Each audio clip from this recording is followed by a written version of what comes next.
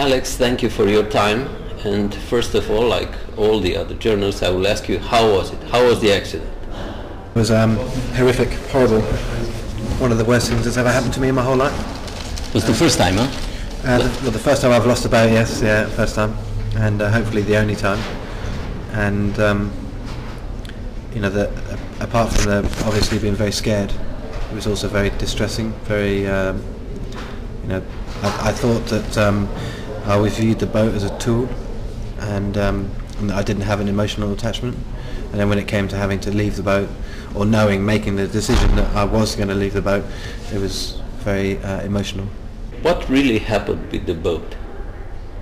No, the keel comes up through the boat, and it's got two big bearings, so on the bottom of the hull, and then the piece comes up above it, and at the top is the hydraulic ramps, and they pull the keel from side to side, and so just underneath the hydraulic rams, the keel snapped.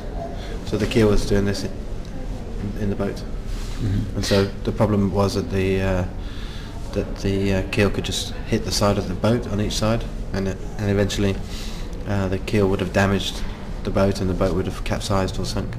Did you abandon the boat, or you sunk it? I abandoned it. Did they recover it? It hasn't been recovered as yet. I don't believe it's still floating.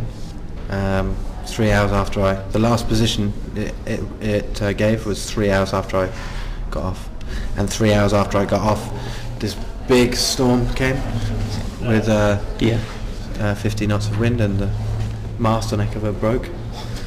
So it was a double horror. Yeah, it was like someone up there didn't like us. Yeah, it's strange that 10 years ago, I took a note, in Vendée Globe, Dinelli capsized, and it was rescued at the same in the same ocean, approximately in the same area. Oh, was it? Yeah, yeah. 10 years ago. Right. I mean, these things happen in the North Atlantic.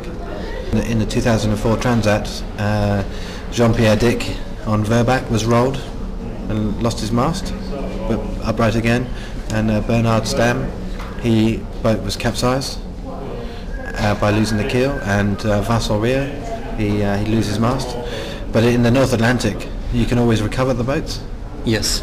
You know, I was 1,000 miles. I was closer to Antarctica than I was to any other proper landmass. So you have no chance. You know, life becomes very precious. How long did you wait until you were rescued? From the time of asking for assistance until the time I got off the boat would have been maybe 16 hours, something like that. So quite a long time. You spent a night? Well, we hoped that when Mike and I came together it would still be daylight, but it was dark. And so we had to wait until light, really. Yeah. But the problem was that waiting for light meant more wind was coming. But actually, at the time of the rescue, the sun in the Southern Ocean, for me, if someone says to you, "What is the Southern Ocean like?" I always say it's grey, just grey, grey, grey. And this morning, when we wake up, or when I wake up, it was bright sunshine and very unusual, but still a very big sea. What are your plans? Despite this misfortune, you still insist on observing the schedule you propose for yourself in 3 years, 3 times around the world? Yeah. So next year you will be in Vendée Globe, huh? So this year Barcelona World Race, and next year Vendée Globe, yeah. Great.